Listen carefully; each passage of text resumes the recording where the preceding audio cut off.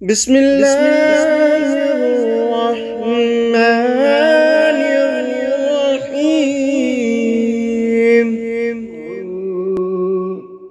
وأنتم عاكفون في المساجد تلك حدود الله فلا تقربوها كذلك يبين الله آياته للناس لعلهم يتقون. صدق الله مولانا العظيم وبلغنا رسوله النبي الكريم الأمين ونحن على ذلك لمن الشاهدين والشاكرين والحمد لله رب العالمين. قال الله تبارك وتعالى في شان حبيبه مخبرا وآمرا بسم الله الرحمن الرحيم إن الله وملائكته يصلون على النبي يا أيها الذين آمنوا صلوا عليه وسلموا تسليما. اللهم صل على سيدنا ومولانا محمد وعلى آل سيدنا ومولانا محمد وبارك وسلم. الصلاة والسلام عليك يا سيدي يا رسول الله وعلى آلك وأصحابك يا حبيب الله. الصلاة والسلام عليك يا سيدي يا رحمة للعالمين وعلى آلك وصحابك يا شفيع المذنبين. انتہائی واجب الاحترام دوستو، بھائیو، عزیزو، ساتھیو، رمضان المبارک کا مہینہ تیزی سے گزر رہا ہے۔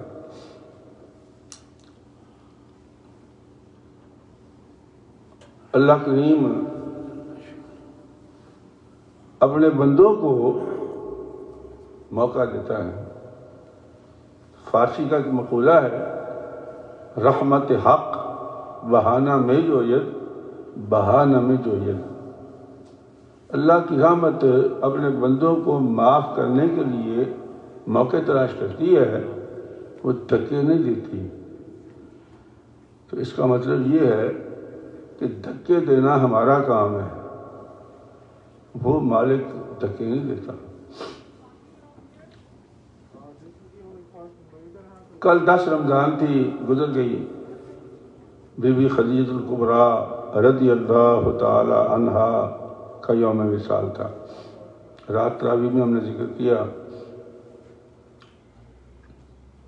ان کی بڑی شان تھی۔ سرکار دو عالم نے آخر دم تک بی بی خدیجہ کو آگے یاد کیا ہے، اور ان کی بڑی خدمات ہیں۔ اللہ تعالیٰ ان کے درجات کو اور بلند کرے۔ دوستو، رمضان میں قرآن اترا تھا، قرآن رمضان میں اترا تھا، اور جتنی کتابیں ملی ہیں نا انبیاء کرام کو، ساری رمضان میں ملی ہیں۔ صحیفے ملے ہیں رمضان میں، کتابیں ملی ہیں رمضان میں۔ تو رمضان شہر رمضان الذی انزل فیہ القرآن، کہ رمضان کے مہینے کی برکت یہ ہے کہ اس میں اللہ نے اپنا پاک کلام نازل کیا ہے۔ اور ہماری بدبختی کیا ہے؟ ہم منبر پر بیٹھ کر جمعوں کے اندر بھی رمضان کے مہینے میں بھی قرآن نہیں بیان کرتے۔ اور بتائیں، عام تو شکوہ کیا کرنا لوگوں کا، میں اپنے مولوی کی بات کر رہا ہوں۔ اللہ تو یہ فرما رہا ہے کہ میں نے قرآن رمضان میں نازل کیا ہے۔ وہ اللہ کے بندو، رمضان کے مہینے میں تو قرآن بیان کر دو، کم از کم وہی مسئلے بتا دو جو قرآن نے لکھے ہیں، رمضان کے بارے میں، روزوں کے بارے میں کھول کر لکھا ہے اللہ نے۔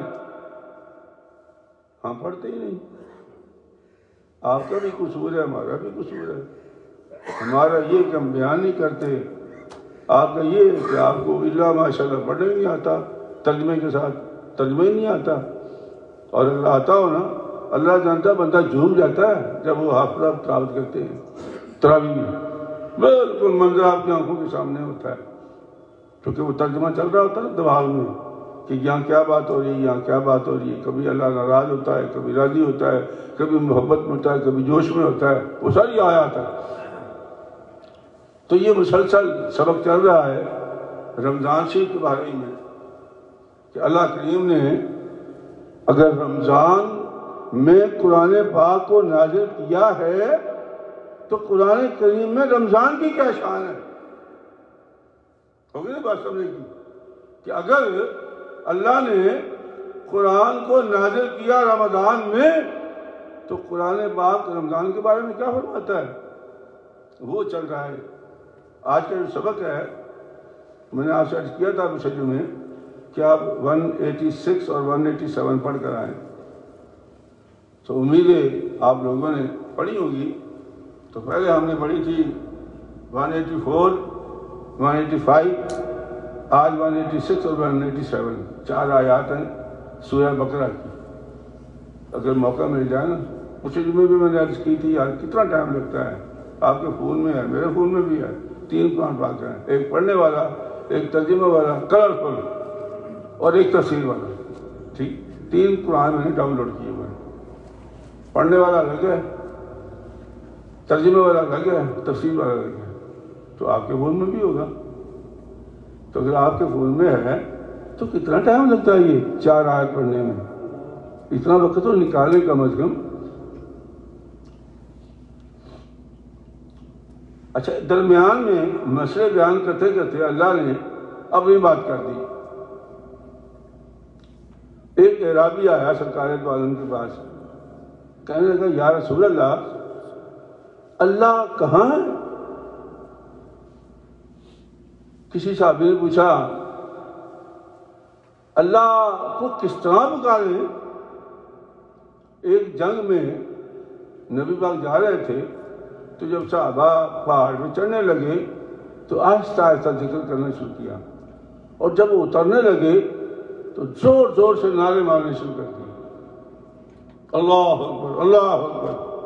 سرکار دو عالم قریب آئے، پوچھا اللہ کے بندو کیا کر رہے ہو؟ کہ جی اللہ میاں کو پکار رہے ہیں۔ کہ جی پکارا تو اس کو بتاؤ جو دور ہو تم سے، پکارا تو اس کو جاتا ہے جو تم سے دور ہو، اللہ تو دور نہیں، اللہ تو تمہارے قریب ہے۔ تو یہ سوالات تھے سرکار دو عالم کے زمانے میں جو اکثر لوگ پوچھتے تھے۔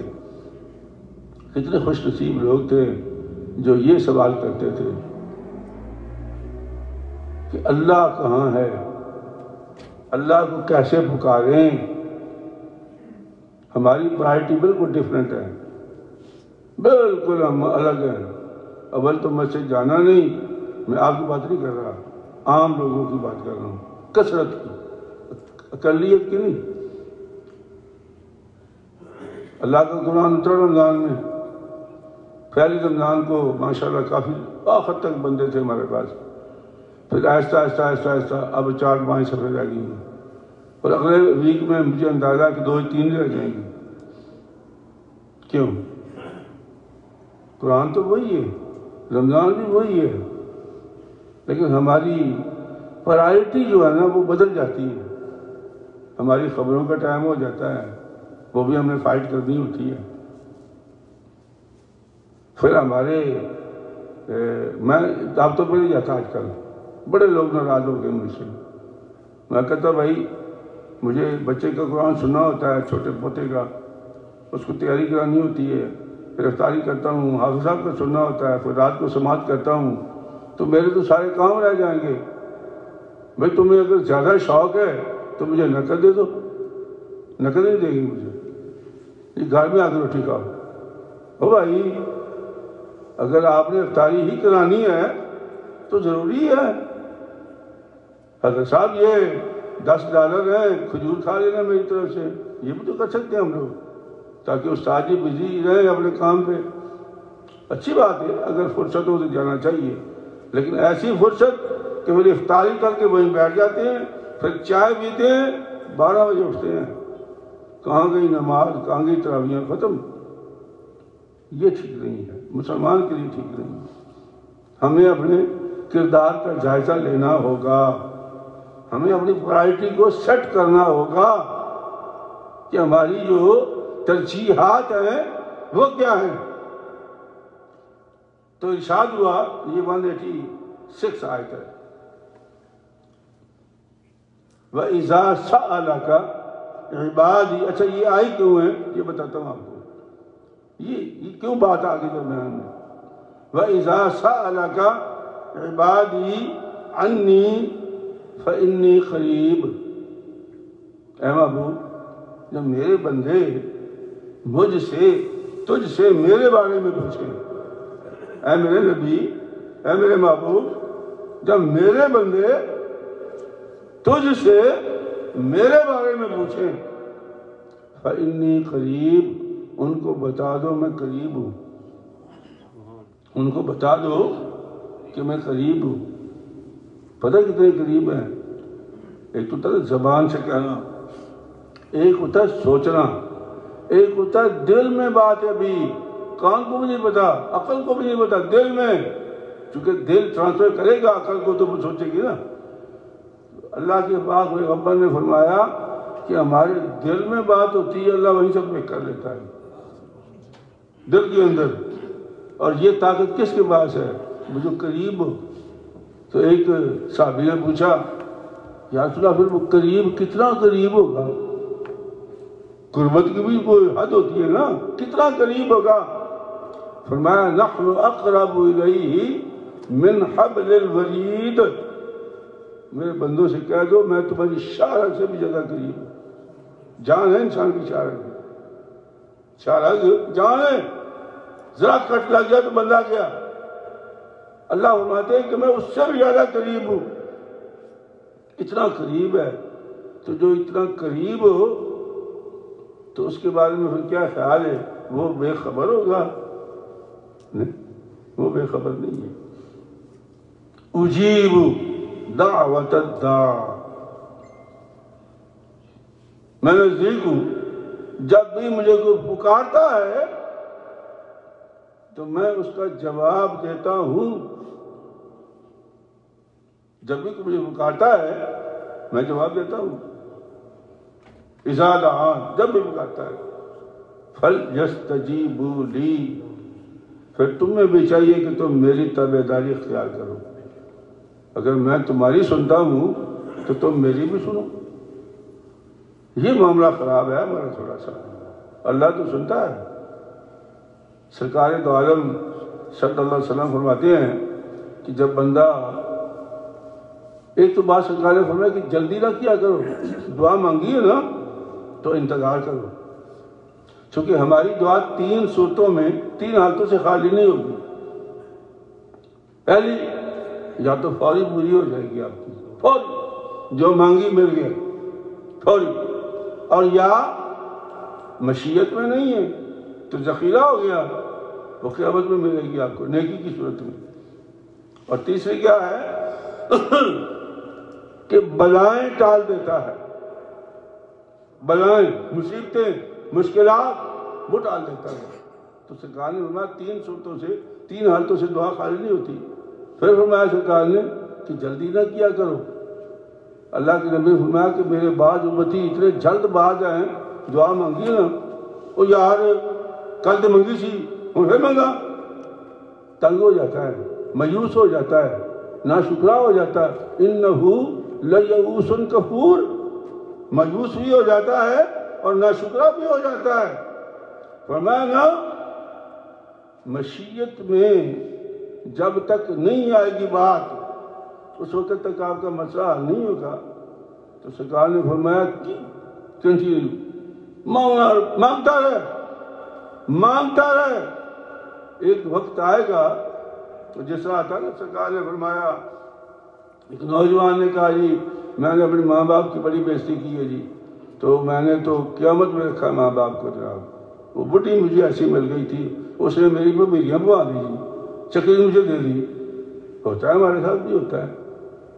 بڑے بندے سمجھدار عقل مند ہوش مند ایسے ہیں جو اس مصیبت سے نکلتے ہیں. ورنہ اکثر شکار ہو جاتے ہیں. اتنا خاموش ان کا حملہ ہوتا ہے خواتین کا کہ وہ ماں باپ کے بارے میں گمراہ کاری دیتی ہیں ہمیں. لیکن آپ کی ہمت ہے, آپ نے بچنا ہے. تو بچہ نوجوان تھا, بیٹھ گیا, فوت ہو گئے ماں باپ. سرکار کی باتیں سنی, دل بھر آیا کہ یا رسول اللہ اب کیا کروں, اب تو ماں باپ فوت ہو گئے ہیں, میں نے تو ان کے ساتھ کوئی چنگا کام نہیں کیا, کوئی اچھا سلوک نہیں کیا. سرکار نے فرمایا اچھا چل تو ایسا کر کہ تو ماں باپ کی قبر پہ جانا شروع کر دے اور وہاں جا کر اللہ تعالیٰ سے دعا کر اور اپنی کوتاہی کے لیے مغفرت کی دعا کر کہ یا اللہ مجھ سے کوتاہی ہو گئی کہ میں اپنے والدین کی خدمت نہیں کر سکا, والدین کے ساتھ اچھی بات نہیں کر سکا, والدین کو سنبھال نہیں سکا. یا اللہ مجھے معاف کر دے اور میرے ماں باپ کو میرے حق میں بہتر کر دے, دعا کو بنا دے. سرکار دو عالم فرماتے کہ جانا شروع کر دے, جاتا رہے حتیٰ کتب اللہ لہ بارن. ایک وقت آئے گا کہ اللہ تعالیٰ تجھے فرما برداروں میں اور نیکوں میں رکھ دے گا, لیکن شرط یہ ہے کہ تو ان کی قبر پہ جانا شروع کر دے. کتنی زبردست بات ہے, یہ سوچنے والی ہے, سمجھنے والی بات ہے نبی کی. تو سرکار دو عالم فرمایا کہ یار دعا مانگ کے ایک دن میں تنگ ہو گیا تو نہیں, مانگتا رہے, پریشان نہیں ہونا, روز مانگ, ہر وقت مانگ, ہر وقت ایجاد آن. ٹائم کوئی نہیں اللہ کا, نمازوں کے لیے ٹائم ہے نا بھئی. سورج غروب ہو رہا تو نہیں پڑھ سکتے, سورج چڑھ رہا تو نہیں پڑھ سکتے, سورج سر پہ آ جائے تو نہیں پڑھ سکتے, زوال جسے کہتے ہیں. لیکن اللہ کے پاک پیغمبر نے فرمایا دعا کے لیے کوئی ٹائم نہیں ہے. آنکھ کھلی یا اللہ کرم کر دے, آنکھ بند یا اللہ کرم کر دے, مانگنا شروع کر دے. اور جب تک تو مانگتا رہے گا تیرے حق میں بہتری ہوتی رہے گی. تو 3 حالتیں سرکار نے فرمائی یاد کر رہی ہے.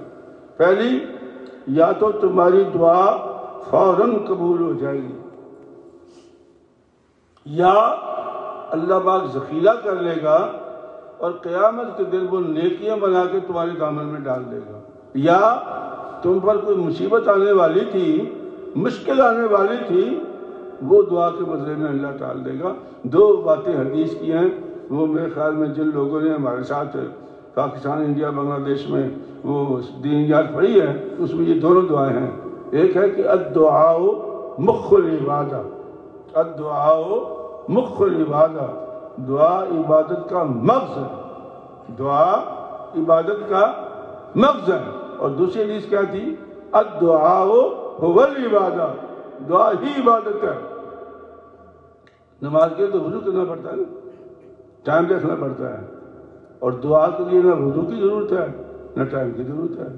کتنی بڑی عبادت ہے یہ, الدعاء هو العبادہ. او بھائی اگر تو نماز نہیں پڑھ سکا, وہ تو ٹائم کا پابند ہے, تو تیرے پاس وقت ہے, تجھے وضو کی کوئی ضرورت نہیں ہے. کتنا وقت لگتا ہے اللہ سے مانگنے میں, شرم نہ کر, اللہ سے مانگنا شروع کر دے. ہر چیز مانگ, ہر چیز مانگ, جو تیرے دماغ میں آتا ہے نا کہ یہ کام بڑا مشکل ہے, وہ بھی اللہ سے مانگ. اللہ کے نزدیک کوئی مشکل نہیں, مشکل ہمارے لیے. تو اللہ فرماتے ہیں جب تک تو مجھ سے مانگتا رہے گا میں تجھے دیتا رہوں گا.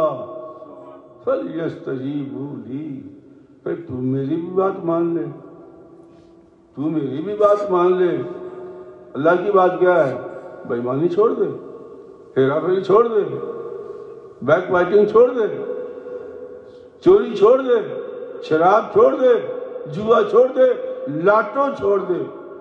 میں ایک نمازی کو پکڑا, وہ لاٹو کھیل رہا تھا, میرا نمازی.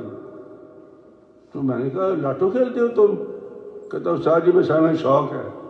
اور میں کہا بھائی یہ کیسا شوق ہے تمہارا کہ تم روزانہ کہتے میں صرف 2 روپے کی کھیلتا ہوں. کتنے کی؟ 2 روپے کی. اور یہ 2 روپے کیا چیز ہے؟ میں کہا گناہ ہی ہوتا ہے, وہ ایک قطرے کا کیوں نہ بھائی, تو اللہ کی ذات میں بھروسہ کر. یہ جب 2 روپے کی تو لاٹو خریدے گا تیرے 20 نکلیں گے، کون سا بزنس ایسا یار جو 200% تمہیں فائدہ دیتا ہے؟ اللہ کے نبی تو منع کیا ہے کہ ذخیرہ اندوزی نہیں کر سکتے، منافع خوری نہیں کر سکتے، تو یہ تو منافع خوری ہوگی۔ اور پھر جس کی لاٹو نکلتی ہے نا لاکھوں کی، آپ یقین کریں ان کے انجام پڑھیں، آپ کتاب ملتی ہے، جتنے کو لوگ نکلے نا ان کے انجام پڑھ لیں۔ اب وہ سب لوگوں نے لاٹو خریدی اور ایک نکلا ویسے، اب وہ باقی اس کے لیے دعا کریں گے، بد دعا کریں گے اس کے لیے، اور یار میری نکلنی، مجھے ایک نوالیاں بیٹھے کا استاد جی آپ دعا کریں، پتہ نہیں کتنے ملین میری لاٹری نکلنے والی ہے، میں آپ کی مسجد بنا دوں گا۔ مجھے کہہ رہا تھا ان کو بھائی تو اپنا گھر بنا، مسجد کو چھوڑ دے، مسجد اللہ بنا دے گا میری۔ لاٹو سے مسجدیں نہیں بنتی بھائی، لاٹو نہ کھیلا کرو، یہ گناہ ہے، یہ اللہ کی ذات پہ بھروسہ نہیں ہے، اس کی ذات پہ بھروسہ کر۔ اللہ کے نبی نے فرمایا القاسم حبیب اللہ، جو ہاتھ سے محنت سے روٹی کما کے کھاتا ہے نا وہ اللہ کے یار ہے۔ ہم ایزی منی کے چکر میں رہتے ہیں، کرپٹو کرنسی، بٹ کوائن، لا حول ولا قوت الا باللہ، یہ کیا چیز ہے جن کا وجود ہی کوئی نہیں؟ یہ دجالی کرنسیاں ہیں، یہ دجالی ہتھکنڈے ہیں جو تمہیں برباد کرنے کے لیے میدان میں آئے ہیں۔ کوئی ضروری ہے کہ ہم وہ خریدیں؟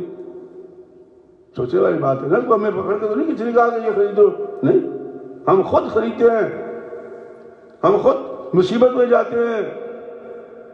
سیدھی سادھی بات ہے، پیسے ہیں تو چیز لے لو، نہیں ہے تو اللہ پہ بھروسہ کرو، اللہ اللہ خیر صلاح۔ یا ایٹ لیسٹ ان کی مہربانی ہے امریکہ کی کہ ہمیں ڈیبٹ کارڈ دے دیے ہیں کہ جتنے پیسے ہمارے بینک میں پڑے ہوتے ہیں نا وہ آپ کے کارڈ میں ہیں، وہ ٹھیک ہے استعمال کرو اس کو، وہ آپ کے کیش میں نہیں ہے۔ لیکن بھائی یہ کرپٹو کرنسی، یہ بٹ کوائن، یہ لیٹ کوائن، ان چکروں میں نہ پڑو، یہ سب بے ایمانیاں ہیں، دجالی کرنسیاں ہیں، اس میں کوئی ہوشیاری کی بات نہیں ہے۔ لاٹو، پھر مجھے یاد آ گیا، لاٹو اکثر بندے کھیلتے ہیں، نہ کھیلا کرو، یہ گناہ ہے، یہ گناہ کبیرہ ہے، یہ جوا اسے کہتے ہیں، جوا۔ تو اللہ فرماتے ہیں فَلْيَسْتَجِيبُوا لِي، تو پھر تو میری بات بھی سن لے، اگر میں تیری سنتا ہوں تو میں تو سنتا ہوں، اور مجھ پہ بھروسہ کر۔ اللہ فرماتے ہیں مجھ پہ بھروسہ کر، اگر مجھ سے مانگا ہے نا تو میرا کام مجھ پہ چھوڑ دے، مانگنا تیرا کام ہے، دینا میرا کام ہے، تو مجھ پہ شک کیوں کرتا ہے؟ یہ پتہ نہیں اللہ قبول کرے گا کہ نہیں کرے گا، اور خورے قبول ہوگی کہ نہیں ہوگی، یہ خورے کہاں سے آ گیا؟ اللہ فرماتا ہے یقین سے مانگ، اگر تو یقین سے مانگے گا تجھے ملے گا، یقین پیدا کرو، اور یہ مسلمان کی شان ہے، یقین پیدا کرتا ہے۔ وَلْيُؤْمِنُوا بِهِ، اللہ فرماتے ہیں کہ تم میرے اوپر ایمان لاؤ، میری بات سنو، میری بات مانو اور میرے اوپر ایمان رکھو، لَعَلَّهُمْ يَرْشُدُونَ، تاکہ تم وہ راہ حاصل کر لو، وہ مراد پا لو جس کے لیے میں نے تمہیں تخلیق کیا ہے۔ اچھا یہ آیت درمیان میں کیوں آ گئی رمضان کے مہینے میں؟ اب جو اگلا بیان شروع ہونے والا ہے، اصل میں بات یہ ہے کہ سرکار نے فرمایا کہ 3 بندے ایسے ہیں جن کی دعا رد نہیں کی جاتی۔ 3 بندے کون کون سے؟ عادل بادشاہ، عادل حاکم۔ عادل کا سمجھتے ہو معنی کیا ہوتا ہے؟ عدل کرنے والا، انصاف کرنے والا نہیں ہے۔ قرآن میں انصاف نہیں ہے بھائی، یاد رکھنا، جتنے انصاف کی باتیں کرتے ہیں نا یہ ٹھیک نہیں ہے۔ ہمارا لاہور میں کبھی کسی کا جانا ہو تو مال روڈ سے گزرے تو ہائی کورٹ کی بلڈنگ آتی ہے، تو اس میں بہت بڑا نشان لگا ہوا ہے، میزان بنا ہوا، لکھا ہوا ہے اعدلوا هو اقرب للتقوی۔ کیا لکھا ہوا ہے؟ اعدلوا هو اقرب، عدل، انصاف نہیں۔ انصاف کا معنی ہوتا ہے نصف نصف کر دو۔ انصاف کا معنی کیا ہے؟ نصف نصف، آدھا آدھا کر دو۔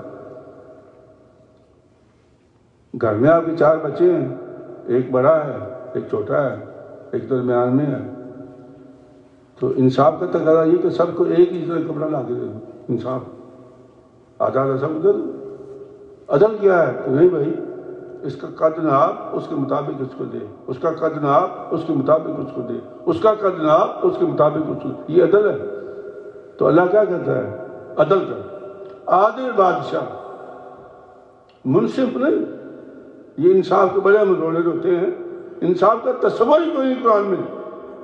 انصاف کا معنی کیا ہے؟ وہ باندر آ گیا، بلی روٹی میں لڑ رہی تھی، اس نے ترازو لے لیا، انصاف کر رہا ہے، تو ایک ٹکڑا کھا لیتا تھا، وہ ایک دفعہ ادھر جاتا تھا، ادھر سے کھا لیتا تھا، بے دفعہ روٹی کھا لیتا تھا، بلیاں دیکھتی رہ گئی۔ یہ انصاف ہے، آدھا آدھا کر دو، آدھا تو نہیں کر سکتے، عدل۔ یہ اللہ کہتا ہے عادل بادشاہ، منصف بادشاہ نہیں۔ کیا کہا میں نے؟ عادل بادشاہ۔ اس کی دعا کبھی رد نہیں جائے گی۔ عدل کرنے والا بادشاہ ہو۔ حضرت فاروق اعظم تھے رضی اللہ تعالیٰ عنہ، رات کو چکر لگاتے تھے، تو ایک گھر میں گئے تو بچی رو رہے تھے، لمبا واقعہ ہے، تو اپنے خادم اسلم کے ساتھ اندر گئے، تو ان کی باتیں سنی تو پریشان ہو گئے، واپس گئے بیت المال میں، وہاں سے بوری آٹے کی لی، اس میں بہت ساری چیزیں ڈال دی، وہ وزن ہو گیا۔ جب آپ نے اٹھانے لگے تو نوکر سے کہا، خادم سے، اسلم یہ میری پیٹھ پہ لاد دو۔ تو اس نے کہا جی کمال کرتے ہو تم، میں کس لیے ہوں؟ بات سمجھے؟ جو منصف بادشاہ ہوتے ہیں نا، ان کی گاڑی کا دروازہ لوگ کھولتے ہیں، ان کو بٹھاتے لوگ ہیں۔ جو عادل ہوتا ہے نا، آواز سن لو عادل کی۔ عادل کسے کہتے ہیں؟ کہ اسلم یہ بوجھ رکھ دو میرے اوپر۔ اسلم کا حضرت جی میں آپ کا خادم ہوں، غلام ہوں آپ کا، میں کس لیے ہوں؟ طاقتور ہوں۔ فرمایا نہیں تم ایسا کرو کہ یہ بوجھ میرے اوپر ہی رکھ لو۔ جب ضد کی نا حضرت اسلم نے، خادم نے، آپ نے وہ تو ان کا خادم تھا، تو آپ نے فرمایا اچھا اسلم ایک وعدہ کر میرے ساتھ، کیا تو قیامت میں بھی میرا بوجھ اٹھائے گا؟ کیا کہا انہوں نے؟ کیا قیامت میں بھی تو میرا بوجھ اٹھائے گا؟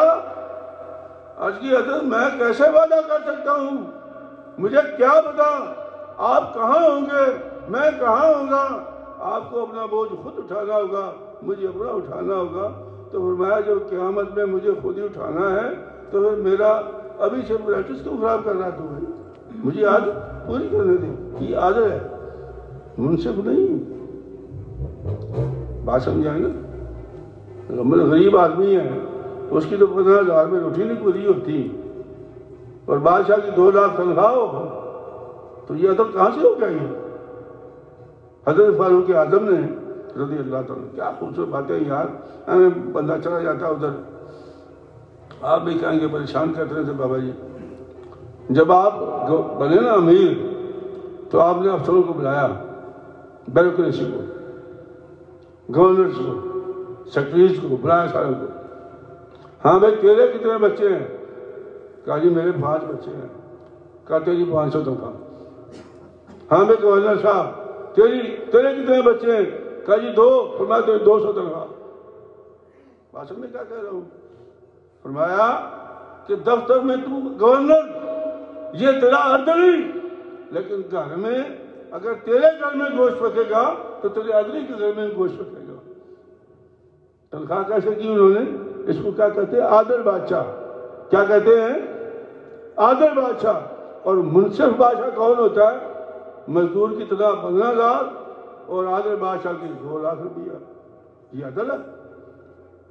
فاروق اعظم کے باتوں کو یاد رکھیں، کیا خوبصورت نظام تھا کہ جتنے بچے اتنی تنخواہ۔ عہدے کی تنخواہ نہیں ہے، نہ، بچوں کے حساب سے تنخواہ ہے۔ اس کو عدل کہتے ہیں۔ آپ سمجھیں عدل کیا ہوتا ہے؟ یہ میری باتیں یاد رکھنا بابا جی کی، کام آئیں گی آپ کو۔ عدل کسے کہتے ہیں اور انصاف کسے کہتے ہیں؟ تو اللہ فرماتے ہیں کہ میری بات مان لو، میرے کو ایمان لے آؤ تاکہ تمہیں راستہ۔ تو 3 بندے سرکار نے فرمایا جن کی دعا رد نہیں کی جاتی کسی حال میں بھی، کسی حال میں بھی۔ معنی یہ ہے کہ ٹھنڈے پکی بات، عادل بادشاہ۔ اور فاروق اعظم جیسا اگر بادشاہ ہو تو بتاؤ بڑے ایمان سے، جس کا یہ نظام ہو، وہ دعا کرے اور اللہ قبول نہ کرے، ہو سکتا ہے؟ یہی میرے نے مجھے فرمایا۔ اس کی دعا اللہ ہر حال میں۔ اللہ فرماتے ہیں کہ جب میرا عادل بادشاہ میری بارگاہ میں ہاتھ اٹھاتا ہے تو مجھے شرم آ جاتی ہے، کہ یہ میرے نام کو بلند کر رہا ہے اور میں اس کے ہاتھ کو خالی لوٹا دوں؟ مجھے شرم اللہ فرماتے ہیں۔ اور دوسرا کون سا؟ فرمایا مظلوم، وہ کافر ہو یا مسلمان، منافق ہو یا بے ایمان، اس کو اس بات سے کوئی غرض نہیں۔ مظلوم جس پہ ظلم کرو گے، وہ کوئی بھی ہو، کافر کیوں نہ ہو، اس کی بھی دعا رد نہیں کی جائے گی۔ یہ اللہ کا فرمان ہے، اللہ کے نبی کا فرمان۔ اور تیسرا، یہ آیت لانے کا مطلب کیا تھا؟ سرکار دو عالم نے فرمایا تیسرا، جب روزہ دار شام کو ایمان و احتساب کے ساتھ سارا دن روزے کی اس نے قدر کی، کیا قدر کی؟ بے ایمانی نہیں کی، ہیرا پھیری نہیں کی، گالی گلوچ نہیں کی، بدتمیزی نہیں کی، کسی کا دل نہیں دکھایا۔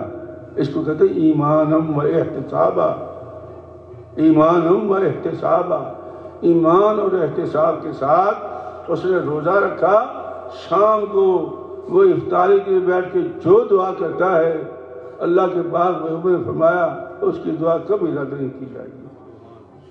یہ 3 بندے اللہ کے نبی نے فرمایا جن کی دعائیں رد نہیں ہوتی۔ آپ دیکھ لیں کہ ہم کس لسٹ میں ہیں۔ کم از کم روزہ رکھ کے روزہ بچا تو سکتے ہیں نا، اور جب روزہ بچ جائے تو شام کو روزہ کھولنا اور دعا کرنا، اور پھر اس کے بعد روزہ کھلانا۔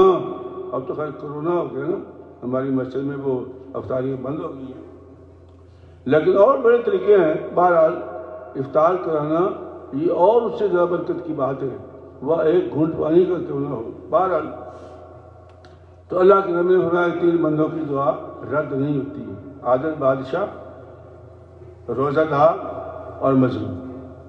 3 بندوں کی دعا رد ہوتی ہے۔ اب آگے چلتے ہیں اگلی آیت میں۔ اللہ فرماتا ہے کہ احل لکم لیلۃ الصیام الرفث الی نسائکم۔ اچھا، پرانے زمانے میں یہ ہوتا تھا کہ جب روزہ رکھتے تھے نا تو کھاتے پیتے عشاء کی نماز تک ہر شے جائز، یا جب تک وہ جاگ رہے ہوتے تھے ہر شے جائز ہوتی تھی، اور جیسے وہ سو جاتے ختم روزہ شروع۔ اب وہ ایک صحابی تھے، انصاری صحابی تھے، وہ مزدور تھے، مزدوری کرتے تھے۔ شام کو آئے روزے کی حالت میں، تو بیوی سے کہا کہ افطاری کا کوئی سامان ہے؟ اس نے کہا ہو، میرا خیال تھا ہوگا، لیکن سامحاؤ میرے پاس تو کچھ نہیں ہے، چل ایسا کر کہ تو ویٹ کر، میں پڑوسن سے جا کر لے کے آتی ہوں۔ پرانا زمانہ تھا، لوگ ایک دوسرے کا حیا کرتے تھے۔ ہمارے بچپن میں بھی ایک گھر میں ساگ بنتا تھا، 10 گھر کھاتے تھے۔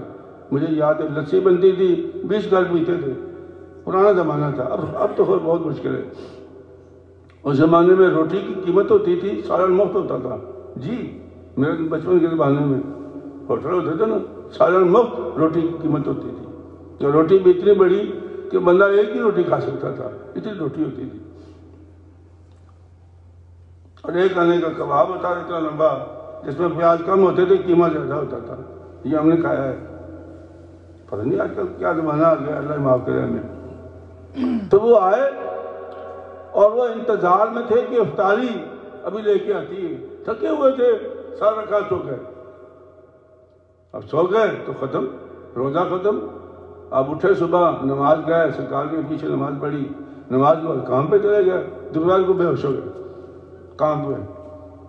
سرکار دو عالم صلی اللہ علیہ وسلم کی بارگاہ میں کو لایا گیا، تو آپ نے اس کو روزہ اس کا کھلوایا، چونکہ مرنے کے قریب تھا۔ سرکار نے اس کو روزہ کھلایا، فرمایا اللہ کے بندے یہ کیا کام کیا تم نے؟ کہا یا رسول اللہ بس وہ تھکا ہوا تھا، گھر میں تھا کچھ نہیں، بیگم لینے لگی، مجھے نیند آ گئی۔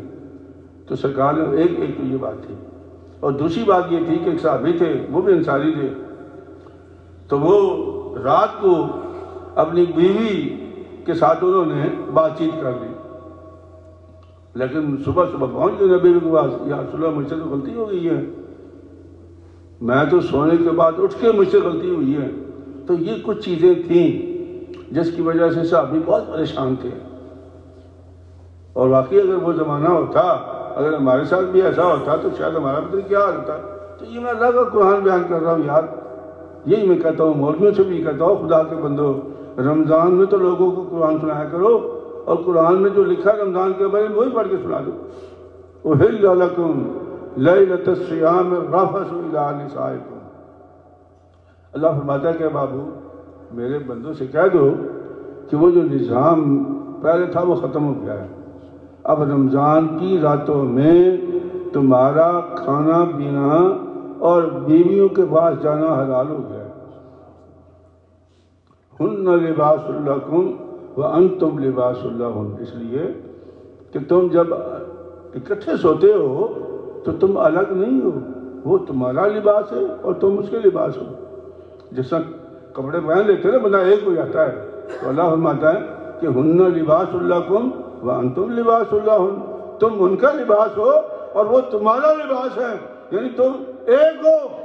اور جب بندہ ایک ہوتا ہے تو خطرہ تو ہوتا ہے نا، تو فرمایا کہ اب میں نے وہ مسئلہ اٹھا دیا ہے، اب رمضان کی راتوں میں تم اپنے گھر میں سحری تک جو چاہو کر لو۔ علم اللہ انکم کنتم تختارون انفسکم، اور مجھے پتا ہے کہ جو غلطیاں تم نے کی ہیں نا، یہ ہو گیا بیوی کو ہاتھ لگا لیا، کھا لیا، رات کو اٹھ کے پانی پی لیا، یہ غلطیاں تم نے کی ہیں، عفا عنکم، جاؤ میں نے تمہیں سب کچھ معاف کر دیا ہے، اللہ معاف کر رہا ہے۔ تو اگر آج ہم جن کو اللہ نے معاف کر دیا ہو ہم ان کی بیٹھ کے غلطیاں نکالیں تو ہم کتنے عقل مند لوگ ہیں یار، سوچو ذرا۔ اللہ بلاتے ہیں فتاب علیکم، میں نے معاف کر دیا، آپ کی توبہ قبول کر لی، معاف کر دیا، عفا عنکم فالآن باشروہن وابتغوا ما کتب اللہ لکم، اب تم اپنی بیویوں کے ساتھ جس طرح مرضی رات گزارو، اور ہو سکتا ہے کہ میں نے رمضان کی راتوں میں تمہاری قسمت میں اولاد لکھی ہو۔ بعض ہماری جو بہنیں ہیں نا، اللہ ان کو ہدایت دے، اگر میری گفتگو سن رہی ہیں تو سنتی ہوں گی، وہ رمضان کی راتوں میں خامدوں کو قریب نہیں آنے دیتی، میرا روزہ ہے، او بھائی میرے رب کا حکم ہے یہ، فالآن باشروہن وابتغوا ما کتب اللہ لکم، اے محبوب ان سے کہہ دو کہ اب تمہارے لیے چونکہ لباس ہو، اب اللہ کا فضل تلاش کرو، ہو سکتا ہے میں نے اولاد تمہاری قسمت میں لکھی ہو۔ یہ کون کہہ رہا ہے؟ دینے والا۔ جب دینے والا ہی دینے پر آمادہ ہو تو میرا منکر کیسے ہو سکتے ہیں؟ پھر کیا فرمایا اللہ نے؟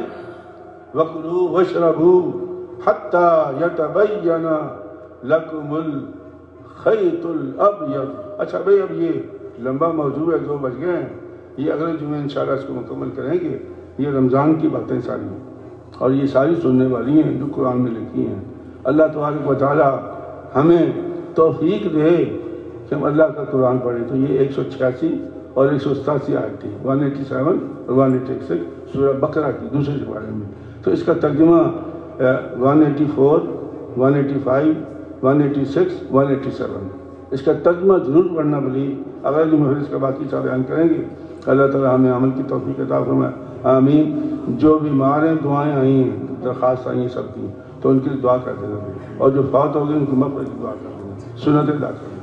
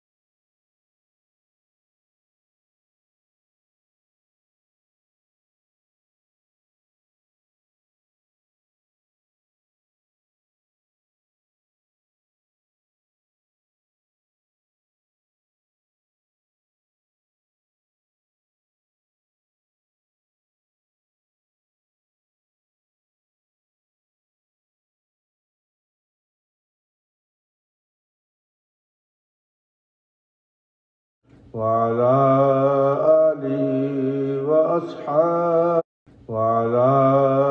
آله وأصحابه الطاهرين أجمعين.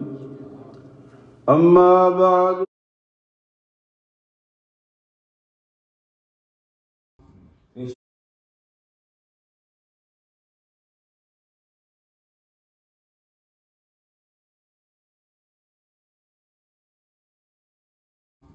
سورة الأحزاب